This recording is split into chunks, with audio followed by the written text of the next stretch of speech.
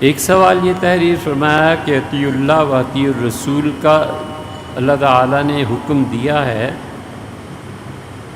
تو اللہ کی اطاعت سے مراد قرآن کریم کے احکامات اور رسول اللہ صلی اللہ علیہ وسلم کی اطاعت سے مراد آپ کی احادیث کو سمجھتا ہے، بلکہ قرآنی آیات کی تشریح و تفصیل حدیث ہی کے ذریعے ہوتی ہے۔ احادیث پر امت کے اتحاد و اتفاق کے نظریے پر الیاذ باللہ کہنا سمجھ میں نہیں آتا۔ امت کا کون سا اتحاد و اتفاق کا نظریہ ہے جس پہ ہم نے الیاذ باللہ کہا؟ ہم اس پہ ضرور الیاذ باللہ کہتے ہیں کہ ایسے نہ ہو کہ ائمہ مجتہدین سب کے سب ایک حدیث سے ایک ہی مطلب لے لیں، خدا بچائے اس وہ آپس میں اختلاف کرتے ہیں، ان کا اختلاف دین کی رونق ہے، ان کا اختلاف شریعت ہے۔ اللہ کا شکر ہے ان میں سے کتنے ہی ایسے لوگ ہیں جو کہتے ہیں سجدہ سہو جو ہے یہ نماز کے دونوں سلام پھیر کے پھر کرنا چاہیے، یہ شافعی حضرات ہیں۔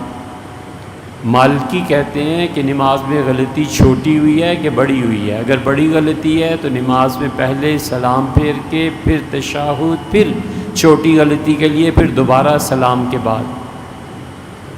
ہم حنفی کہتے ہیں نماز میں چھوٹی غلطی ہو یا بڑی ہو ایک ہی بار سلام پھیرنا ہے اور 2 سجدے کرنے ہیں۔ یہ ساری احادیثی کی بنیاد پہ تو ہے۔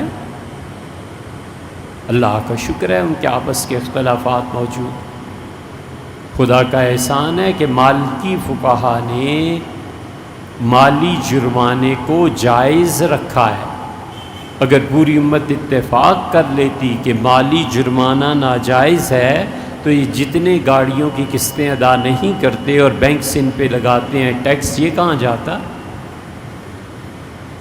اس لیے ہم کہتے ہیں کہ اتنا تنگ ہو جاتا دین کہ یہودیوں اور عیسائیوں جیسی حرکتیں ہوتی۔ اللہ نے اجتہاد کا ایک اور تجدید کا دروازہ اس امت میں رکھا ہے۔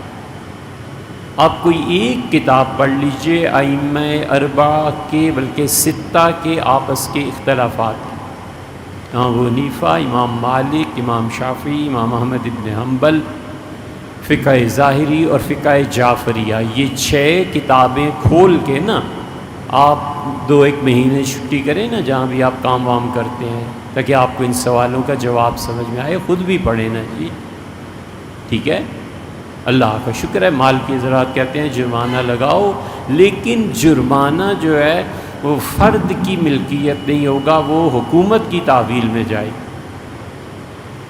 حکومت کہتی ہے یہ حرکت کی ہے 5,000 روپے تمہارا ٹیکس، فائن لگ گیا 5,000، پولیس والے نے چٹ دے دی 5,000، حکومت کہتی ہے جاؤ نیشنل بینک میں جمع کراؤ، جمع کرا دیا، نیشنل بینک ایک سلپ دے دیتا ہے کہ جناب 5 سال بعد اپنے 5,000 واپس لے لیجئے۔ 5 سال میں پیسہ ڈی ویلیو ہو جائے گا نا۔ انہوں نے 5 سال اس 5,000 سے نفع کمانے پہ روک دیا۔ اب جتنے حنفی اور دوسرے ہیں سب مالکیوں کے قول پہ فتویٰ دیتے ہیں۔ اب کیا سمجھتے ہیں کہ گورنمنٹ کے جو ہیڈ ہوتا ہے امیر المومنین ہو یا کوئی ہو، اس کے لیے کیا کیا چیزیں جائز ہیں، پارلیمنٹیرینز کے لیے کتنی تنخواہیں ہوں گی، یہ سب اختلافات حدیث میں آئے ہیں۔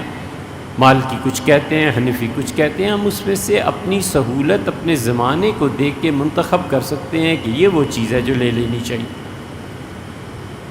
حضرت رشید احمد صاحب گنگوئی رحمۃ اللہ علیہ فرماتے تھے، اور حضرت رحمۃ اللہ علیہ کی اس روایت کے راوی مولانا اشرف علی تھانوی رحمۃ اللہ علیہ ہیں۔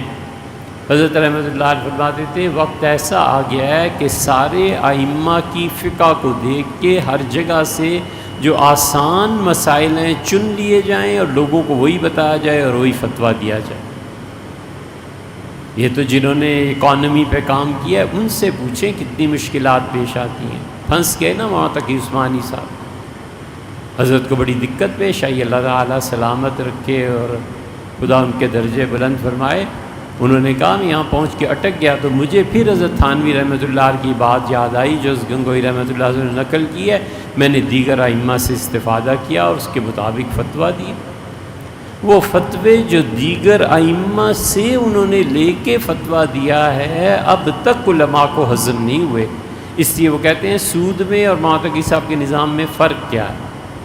یہ تو بیٹھو نا یار، پڑھو نا خود بھی،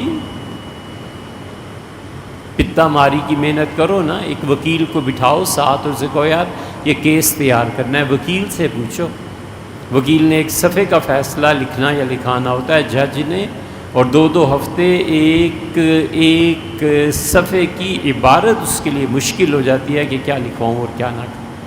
یہ سارے کام محنت سے ہوتے ہیں، یہ بچوں کے کھیل تھوڑے ہی ہیں کہ آپ ہر مرتبہ لکھ دیں اور ہم ہر مرتبہ جواب دیں، خود پڑھیں۔